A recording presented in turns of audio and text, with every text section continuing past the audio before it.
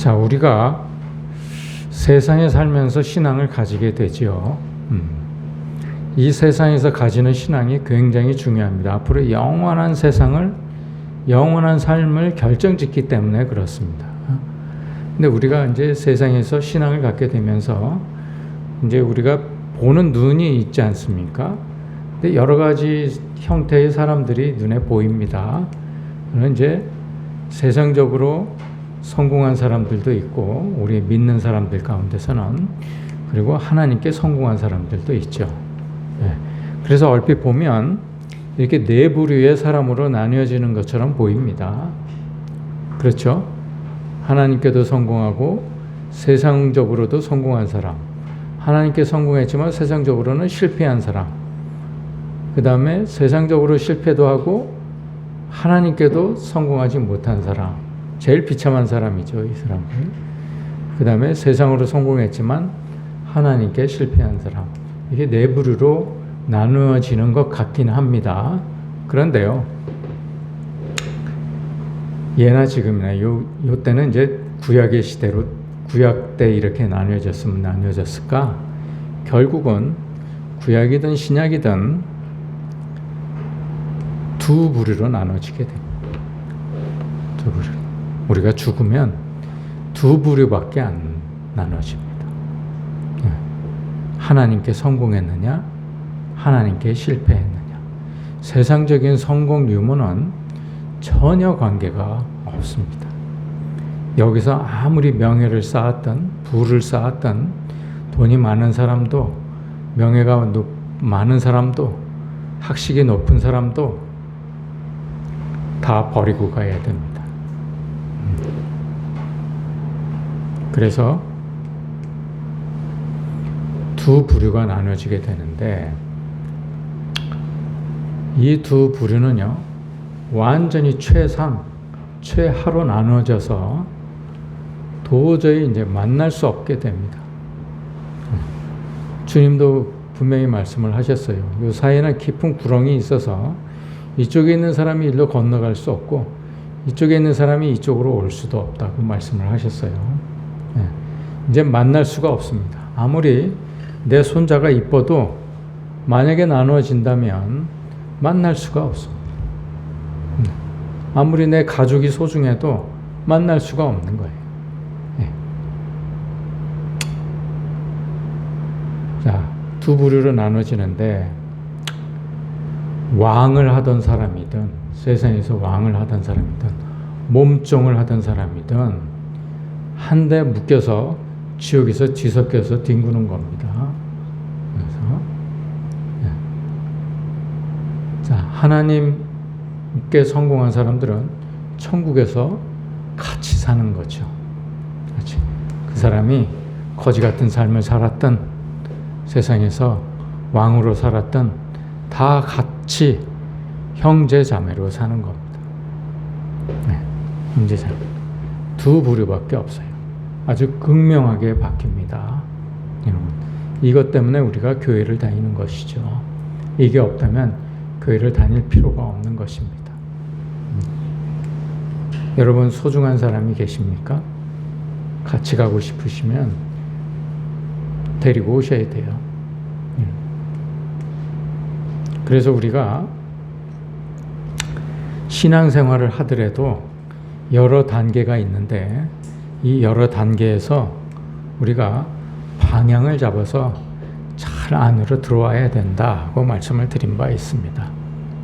우리는요, 교회에서 이게 신앙이라고 배웠어요.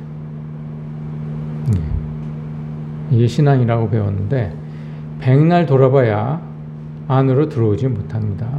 그냥 제자리에 머무는 것이죠. 이건 신앙이 아닙니다. 이거는요, 그냥 종교 행위입니다. 종교 놀이입니다. 종교 놀이. 그냥 친목단체에 불과하죠. 헌금하고 공예배에 잘 참석하고 각종 교회 프로그램에 참여하고, 이게 다 공예배예요. 엊그제도 어떤 분이 그 실업인의 단톡방에다가 자기가 그 어디 동남아 어딘가에 가가지고 봉사하는 것을 동영상으로 이렇게 올렸던데 다 이겁니다. 그게 신앙이 아니에요. 이게 신앙입니다. 이게 좀 어려워요. 어려우니까 사람들이 들어오려고 그러지도 않아요. 그 일로 들어와야 된다고 얘기하면 짜증까지 냅니다. 왜? 이게 힘들기 때문에 그렇습니다. 이게 좁은 문 좁은 길, 여기 십자가의 길이라는 얘기죠. 이게 여러분들은 기왕에 저랑 만나셨으니까 제가 이 길로 안내를 해드릴 겁니다. 그런데 여러분들을 같이 데리고 가지 못해요. 여러분은 여러분대로, 저는 저대로 이 길을 향해서 열심히 달려가야 될 것입니다.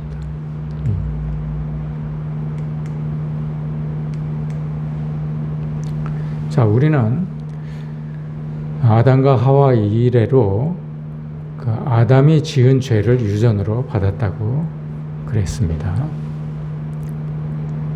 그래서 이 상태가 되었어요. 이게 죄의 상태입니다. 죄의 상태. 이 죄의 상태는 뭘 얘기하냐? 이 혼이 육과 연합을 한 것이죠. 육과 연합을 한 겁니다. 그래서 육이 하자는 대로 혼이 쫓아다닙니다. 명예도 있어야 되겠고, 돈도 있어야 되겠고, 건강도 해야 되겠고, 이런 쪽으로만 자꾸 신경을 쓰게 되는 거죠. 이 혼이. 그런 쪽으로 발달을 자꾸 시킵니다. 그런데 주님은요, 돌아오라 라고 얘기를 하세요. 돌아오라. 돌아오는 게 무엇을 뜻하는가? 이 혼이 영을 향해서 다시 돌아오는 것을 얘기합니다. 이게 굉장히 힘들어요. 이걸 회개라고 얘기합니다. 회개는 돌아섬을 의미합니다. 그런데요, 이 회개에 대해서 한국 교회뿐만이 아니죠. 미국 교회도 마찬가지입니다. 이 회개에 대해서 오해하고 있는 것들이 있어요.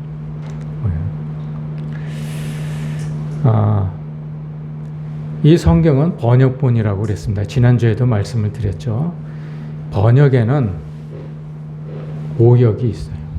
오해도 있고, 번역한 사람의 지식 수준, 그 다음에 상대방 문화에 대한 이해, 그 다음에 자기의 어떤 신앙 정도에 따라서 번역을 하기 때문에 그 번역에는 상당한 경계를 하고 우리가 봐야 될 필요가 있습니다.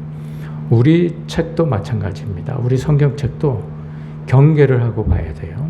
오역은 없는지, 오해는 없었는지, 전혀 잘못 이해하고 있는 것은 아닌지. 그래서 지난주에 뭘 예로 들었습니까? Happy birthday to you를 예를 들었죠. 네. 우리는요,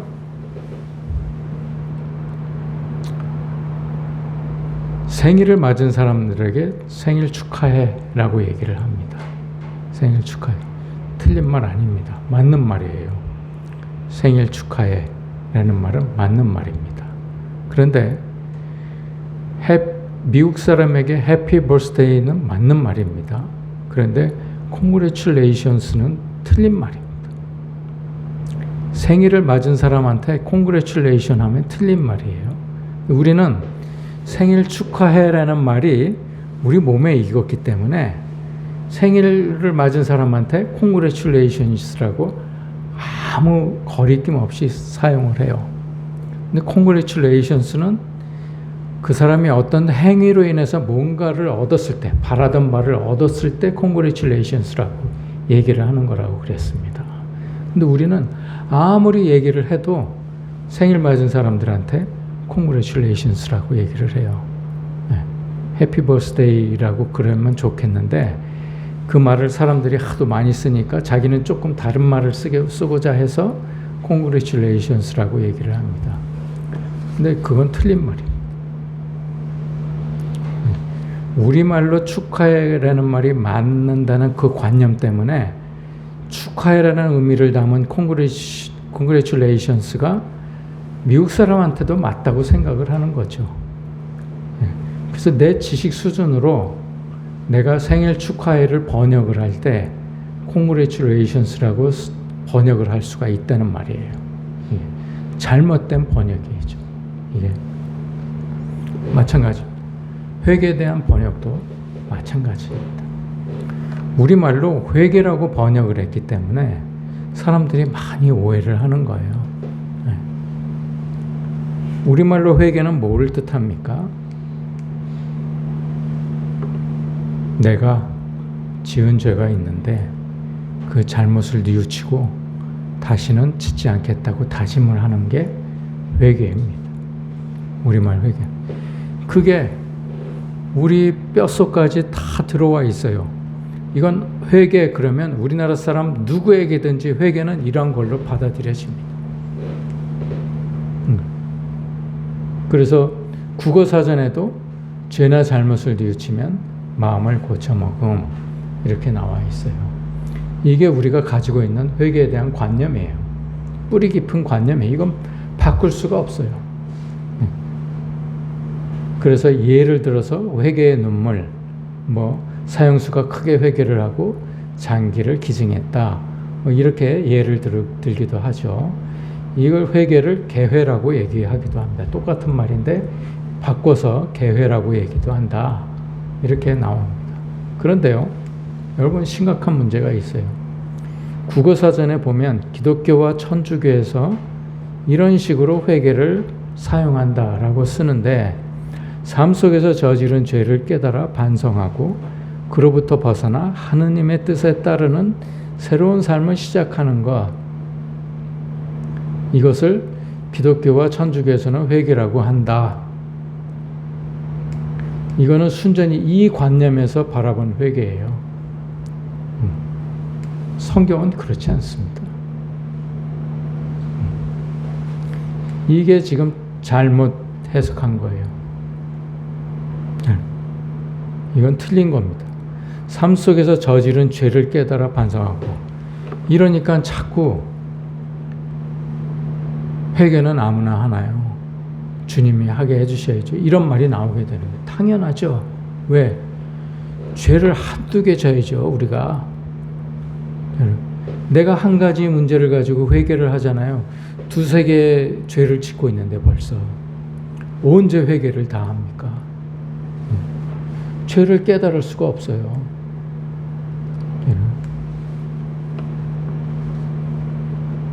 수없이 많이 짓기 때문에 그렇습니다. 성경은요, 그런 죄를 깨달으라고 그러지 않습니다. 여러분, 죄를 내가 얼마나 추악한 죄인인지를 깨달으면 사람이 어떻게 진실됨을 표현해야 됩니까? 내가 정말 죄를 깨달았어요. 내가 정말 처참하게 아주 형편없는 죄인이라는 것을 깨달았어요.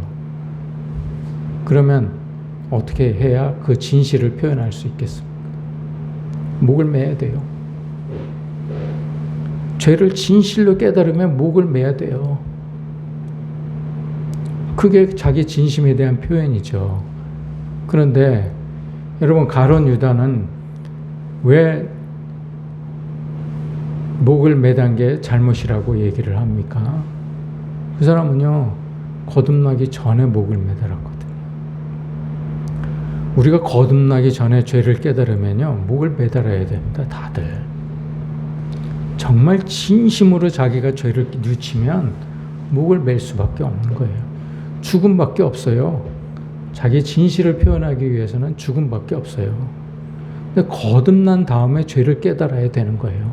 그러면 우리는 하나님 때문에 목을 맬 수가 없어요.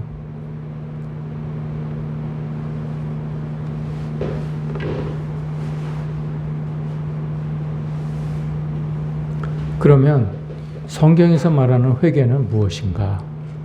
우리가 그걸 제대로 깨달아야 소금이 무엇인지를 알 수 있습니다. 자꾸 회개부터 틀리니까 소금에 가서 엉뚱한 해석을 하게 되는 거예요. 소금에 가서.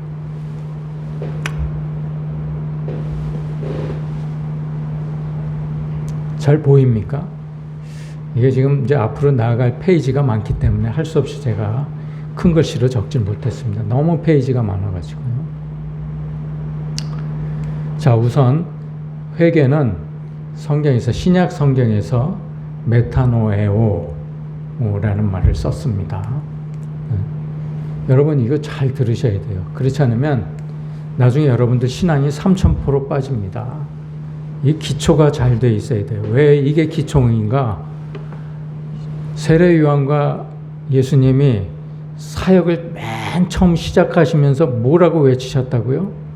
회개하라라고 외쳤어요. 그러면 거기부터 시작한다는 말씀이에요. 예수님이 괜히 회개하라라고 시작을 했겠습니까? 거기부터 시작을 한다. 회개부터 시작을 한다. 라고 알려주시기 위해서예요. 요게 잘못되면 완전히 이제 방향을 틀어서 다른 데로 가는 거예요. 부산으로 가야 되는데 내가 대전으로 가고 여수로 가는 거예요. 자, 이 메타노에라는 단어를 썼는데 이 메타노에오는 동사입니다. 회개하다. 회개는 메타노이아, 명사는 메타노이아예요. 그런데 이 메타노에오라는 말은 헬라어입니다. 헬라어. 그죠?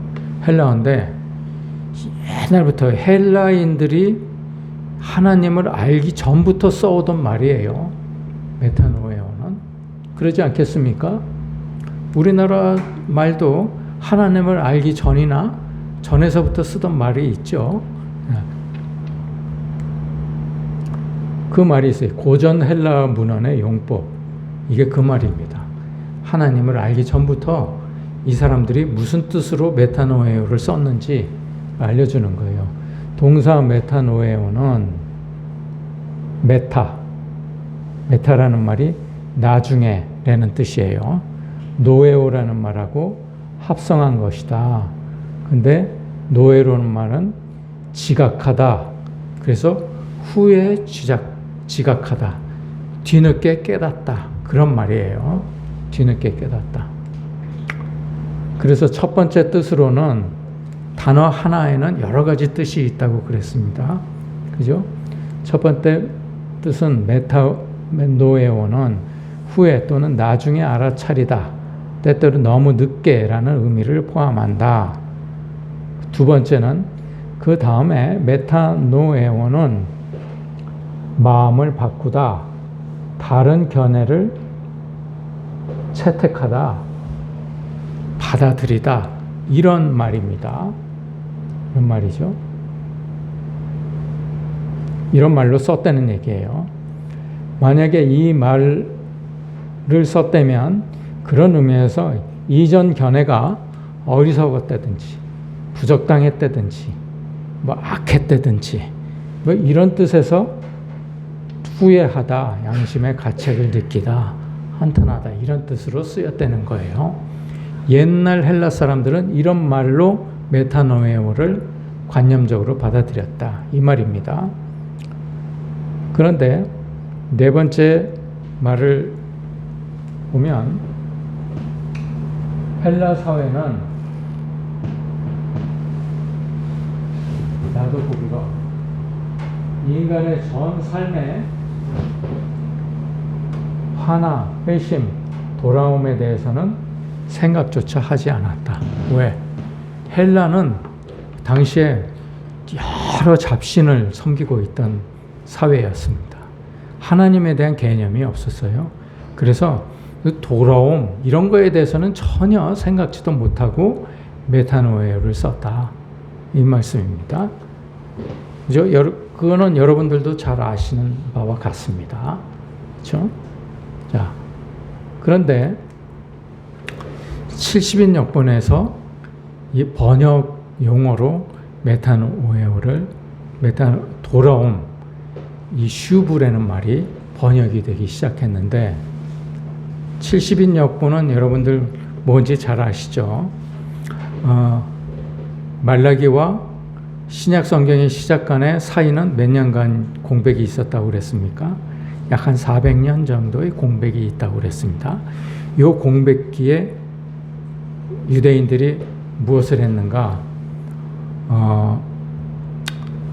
이제 북이스라엘과 남유다가 망하고 유대인들이 뿔뿔이 곳곳으로 지중해 연안에 어떤 각 지역으로 뿔뿔이 흩어집니다. 그래서 유대인 디아스포라 시대가 이제 시작이 되는 거죠. 예. 그래서 유대인 디아스포라를 위해서 유대인들이 그들에게 구약 성경을 잊어버리지 말라고 그 당시에 공용어였던, 요즘 우리 영어로 공용어가 되죠. 전 세계에. 그 당시에 공용어였던 헬라어로 번역을 시작합니다. 번역을 하는데 유대의 12지파 중에서 6명씩을 선출을 해요. 헬라어에 능통한 6명을 선출을 해서 총 72명이 각각 다른 독방에 들어가가지고 구약 성경을 번역을 하기 시작합니다. 헬라어로 번역을 시작하는데 나중에 번역을 다 끝내고 나와보니까 그 번역본이 다 똑같더라. 뭐 이런 전설이 있습니다. 그런 전설이. 근데 뭐 신학자들 간에는 뭐 그게 뻥이었다 라는 설이 대부분입니다. 여하튼 그런 70인 역본을 통해서 사람들이 참고로 많이 합니다. 구약을 많이 참고를 해요. 70인 역본을 통해서. 그게 그래서 뭐 콥트어로 번역이 그 70인 역본을 다시 콥트어로 번역도 하고 조지아어, 아르메니아어, 슬라브어 뭐 이런 식으로 많은 그 뭐 그리스 정교회, 무슨 러시아 정교회 이런 데서 이런 그 70여 권을 정본으로 사용을 하죠. 자기네 언어로 바꿔가지고 정본으로 사용을 합니다. 우리나라도 구약이 잘 이해가 안 될 경우에는 더러 70인 역본을 참고하기도 합니다. 70인 역본에서 구약을 전했는데 메타노에오가 구약의 슈브를 번역을 한 말이다라고 그랬습니다. 구약의 슈브는 무슨 말인가? 돌아오라는 얘기. 돌아오라. 회개가 돌아오다는 얘기거든요. 그런데 이 70인들은 돌아오래는 슈브를 무슨 단어로 해석을 했는가? 돌아감의 사상은 특히 선지자들이 설교하였고 히브리어 동사 슈브, 헬라어로는 에피스트레포로 번역되고 있다. 이렇게 얘기해요. 그러니까 이 70인들은 헬라어로 돌아옴이라는 그 슈브를 번역을 했는데 에피스트레포로 번역을 했다. 이 말입니다. 잘 기억해 두세요. 에피스트레포로 번역을 했어요. 메타노에오로 번역을 한 게 아닙니다. 돌이킴은 전인으로서의 그 인간에게 완전히 새로운 방향을 제시해 주는 것이며 하나님께로 돌아가는 것이다. 이것을 악을 외면한다. 악을, 죄의 상태. 이게 악이라는 얘기예요. 죄. 아까 혼이 육과 연합을 한 상태가 죄의 상태라고 그랬죠. 이걸 악의 상태라고 그럽니다. 악의 상태를 외면한다 라는 말을 포함한다. 이런 얘기입니다. 모든 악으로부터 돌아서는 것. 이것을 에피스트레포라고 번역을 했다. 이 얘기입니다. 그런데 신약 성경에서요.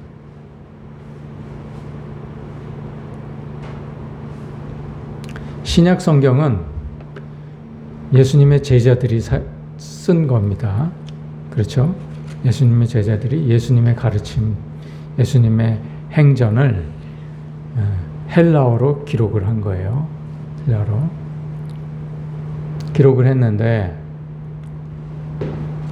죄송합니다. 제가 기록으로 볼게요. 잘 안 보여요. 잘 안 보이시나요?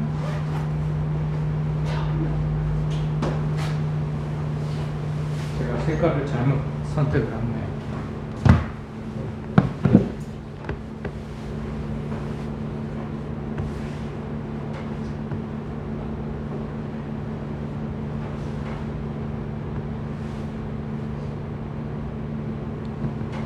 오늘 조금밖에 못 나가겠네. 이거 완전히 소금까지 가야 되는데.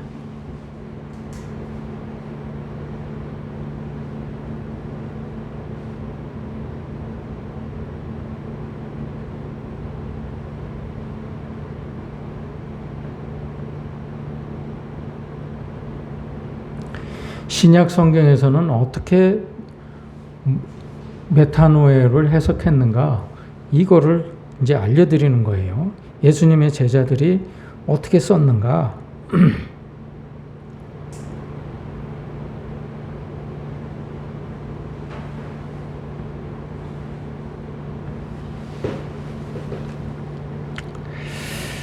제가 시간이 없으니까 빨간 글씨만 읽겠습니다. 중요한 여러분들이 꼭 알아야 될 것들.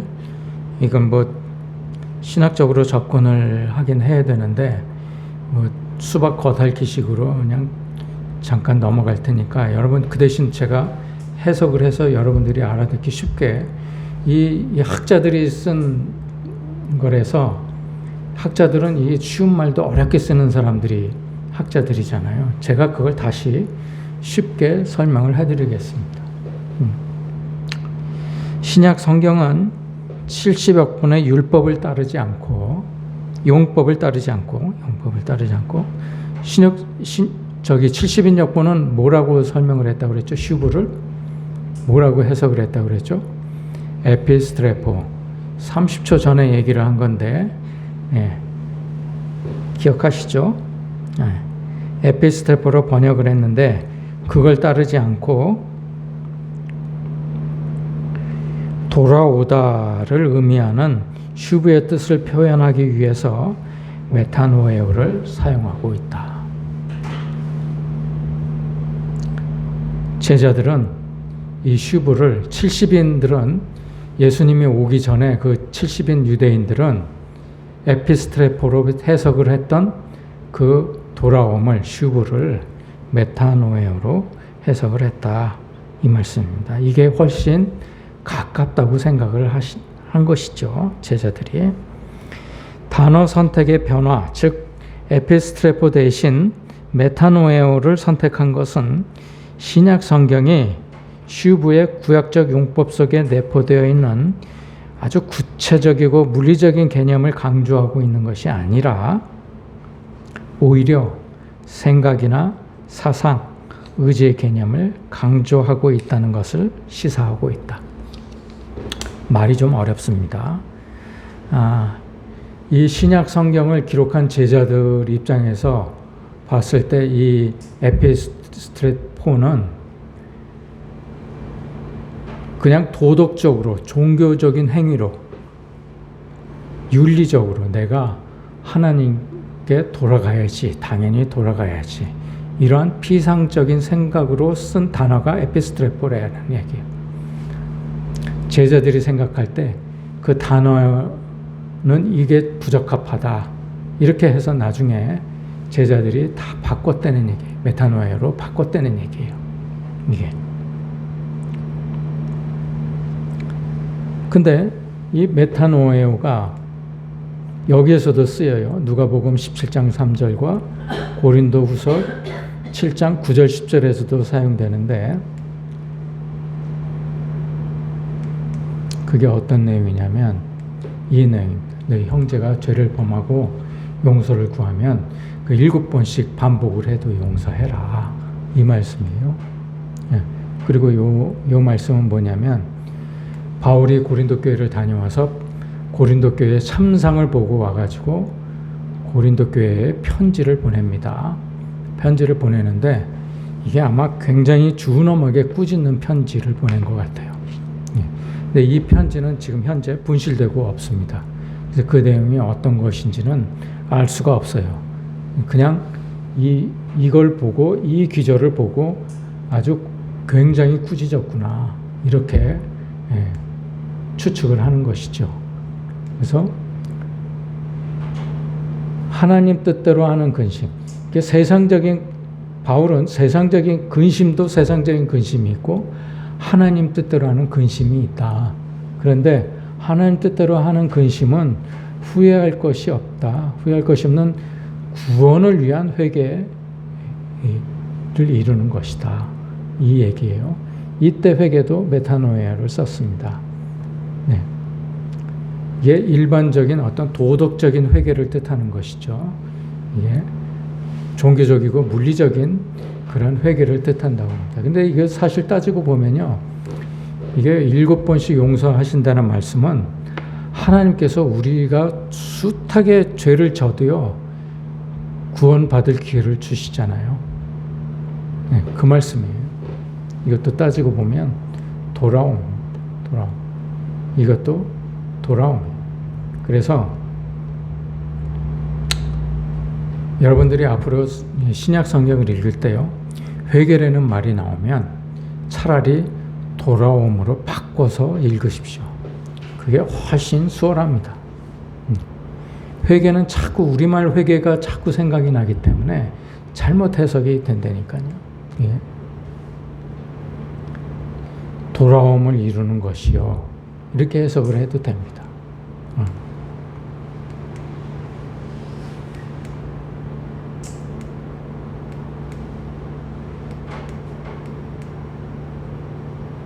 자, 메타노에오와 메타노이아는 동사 메타노에오, 명사 메타노이아는 회개, 회심. 여기서 회개, 회심은 돌아옴을 얘기합니다. 돌아옴에 대해서 사용되었다. 이게 사전에 나오는 말이에요. 제가 만들어낸 말이 아닙니다. 사전에 나오는 말이에요. 이건 제가 신학교를 다니면서 깨달았던 바를 사전을 보니까 똑같이 나오더라고요. 깨달은 바가 똑같이 나오더라고요. 그러면 제가 깨달음이 좀 객관성이 있어 보이지 않습니까? 만약에 이게 돌아옴이 아니라면 저도 틀리고 사전도 틀려야 돼요. 그럴 가능성이 얼마나 있겠습니까?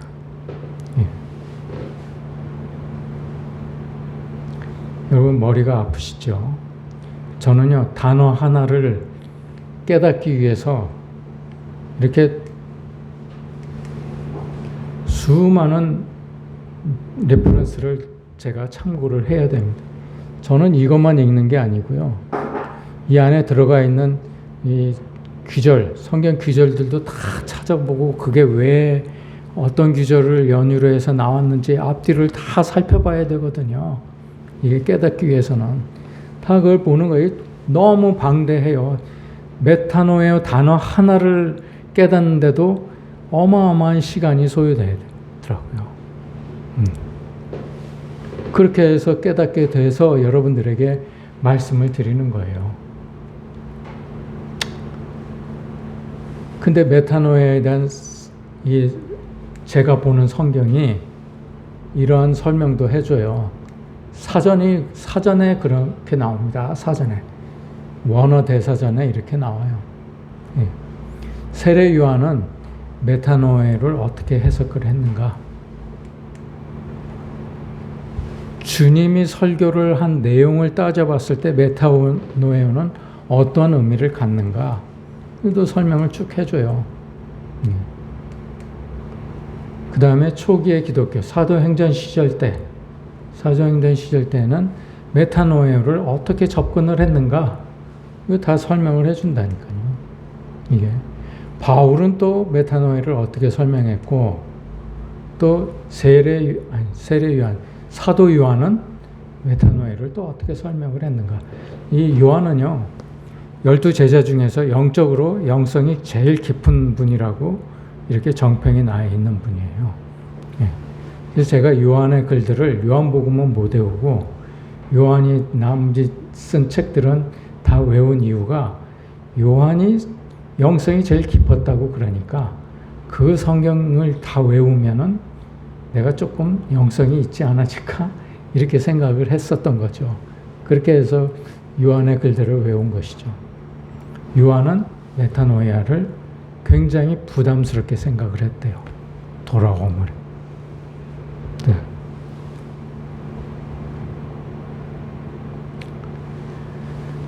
다음 주에 이어서 이 자세하게 설명을 드리겠습니다. 왜냐하면 이거 회개라는 말은 가장 여러분들이 시작하는 첫 번째 가나다라에 속하기 때문에 그래요. 이 가나다라를 잘못 이해하면 완전히 신앙이 여러분 딴판으로 흘러가게 됩니다. 그렇기 때문에 조금 더 다음 시간에 조금 더 구체적으로 지나온 것들을 다시 한번 리뷰를 하도록 그렇게 하겠습니다. 어쨌든 성경에는, 신약 성경에는 회개라는 단어를, 돌아옴의 단어를 슈브를 해석하는데 두 가지의 단어를 사용을 했다.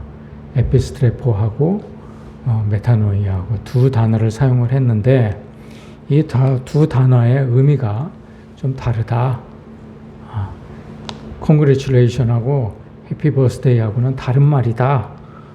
이런 뜻으로 제가 설명을 드리는 거예요. 지금 회개하되라는 말을 분명하게 깨닫고 넘어가자. 그래야 십자가도 이해할 수 있고 그 십자가를 이해해야만 소금의 뜻이 무엇인지를 제대로 깨달을 수 있다. 이렇게 말씀을 드리는 거죠. 네. 여러분, 혹시 여러분이 이 성경에 대한 메타노이아의 해석을 전문을 다 보고 싶다 하는 분이 계시면 제가 이걸 복사를 해서 여러분들에게 나눠드리겠습니다. 필요하신 분은 제게 말씀을 하세요. 좀 더 회개에 대한 정확한 뜻을 알고 넘어가 보십시다. 기도하시겠습니다. 하나님 은혜를 감사합니다.